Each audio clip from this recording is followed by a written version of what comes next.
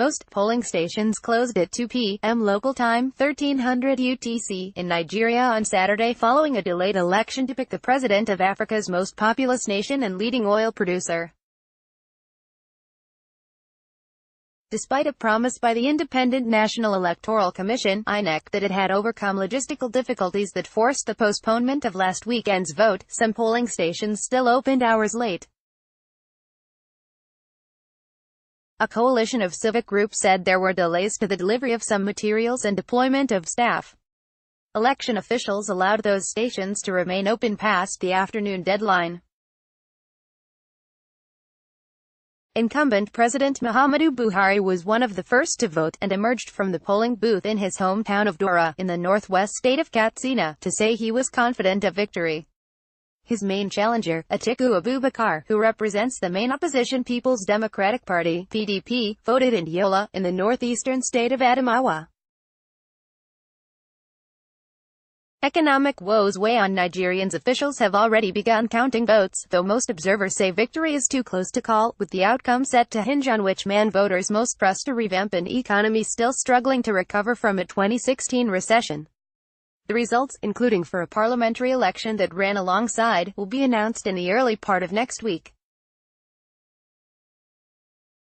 Saturday's election was postponed by a week just hours before polls were due to open on the morning of February 16, with officials blaming logistical challenges.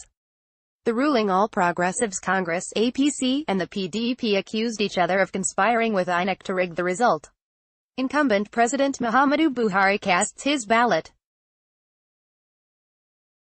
He is seeking a second term in office hours before polls opened on Saturday. Suspected Islamist insurgents attacked the northeast town of Gaidam, forcing residents to flee.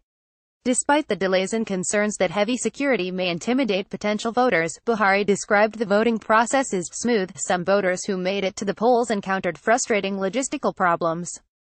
Before casting their ballot, registered voters must check to see if their serial number is listed on the wall at the polling station. But would-be voter Grace could not find her number on the list at a polling station in Abuja. "I have checked, I cannot see my own," she told DW. "I have a voter's card but I cannot vote because I don't have my serial number." Grace was eventually assured by a polling station official that she would still be allowed to vote. However, DW cannot confirm that she cast her ballot. The majority of voters are under 35 and many young Nigerians want Buhari out. "A lot of us are not happy," one young woman told DW. "There is bloodshed, the government is not doing a lot to fix what is happening in this country, but others think Buhari deserves a second term," with one young male vote in Abuja telling DW, "He has fought corruption and he has actually provided direction." Despite the record number of registered voters, militant group Boko Haram warned people not to cast their ballots. The group and its offshoot, Islamic State in West Africa Province, have carried out deadly sporadic raids in the northeastern Borno state. The election campaign has coincided with fresh violence in northern Nigeria, blamed on criminal gangs as well as Boko Haram jihadists. More than 200 people have died since the start of this month alone.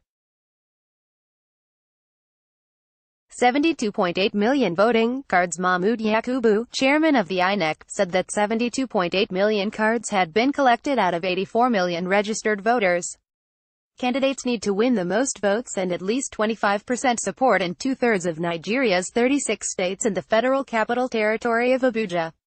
Buhari was elected president in 2015, but many Nigerians believe he has failed to live up to his initial campaign promises, which included cracking down on rampant corruption and fighting Boko Haram. For Abubakar, it is his fifth attempt at the presidency on the PDP ticket.